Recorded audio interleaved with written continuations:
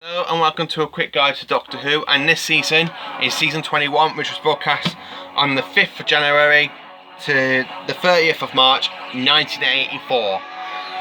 So to start this season off, we have another returning villains, as season 20 was quite a few of them, and it is Warriors of the Deep, the return of the Sea Devils and the Silurians. And this story people don't really like, but I love it, even though it's a lot cheaper than the rest of this season.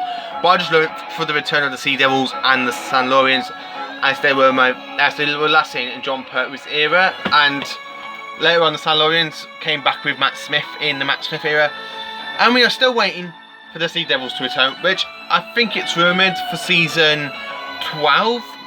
I think, well, from what I was watching on the video. So hopefully they do come back at some point. This story is broadcast between the 5th of January to the 30th of January, the 5th of January to the 13th of January 1984. It is actually quite a good story. It's based on the Siege story from the Silurians and Sea Devils. It is another fantastic story. I do love Warriors of the Deep. Not many people do, but I think it's my personal favourite story for this season anyway. Not for this actual... for the Sea Devils and Silurians. The Silurians could have been done a bit better, same as the Sea Devils, but that I think did them a bit of justice. I kind of think that. I haven't read the book yet about Voice of the Deep, but apparently the book is supposed to be a lot better than what we got on the TV.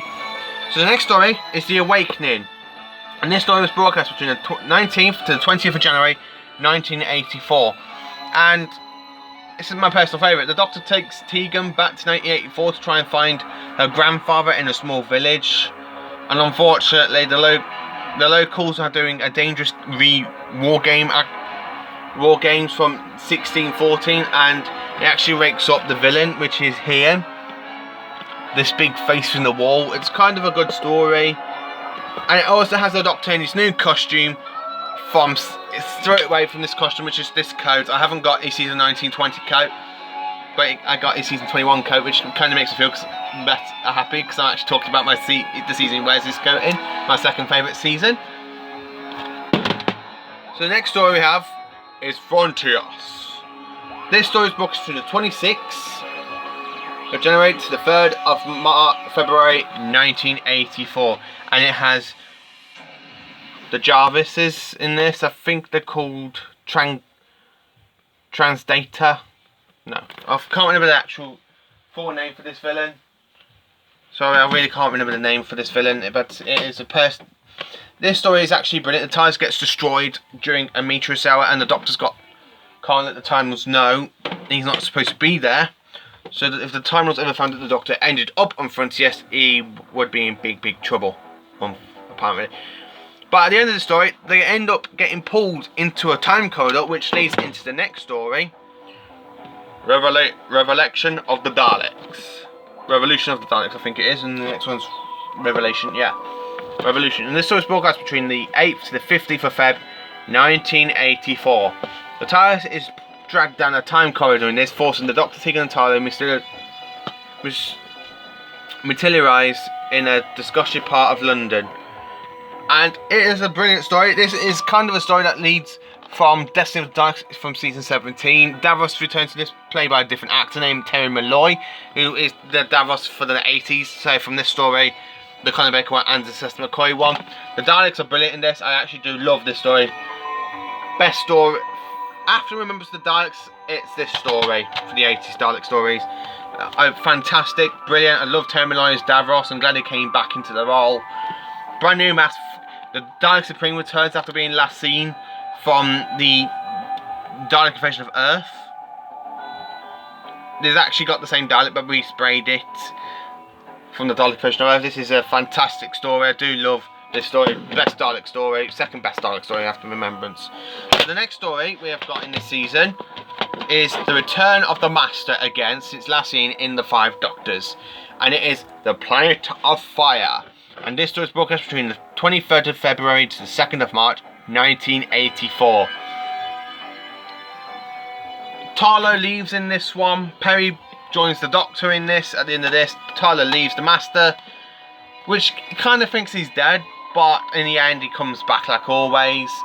Chameleon's last story in this, as far as he only had 2, The King's Demons from season 20, and then this story.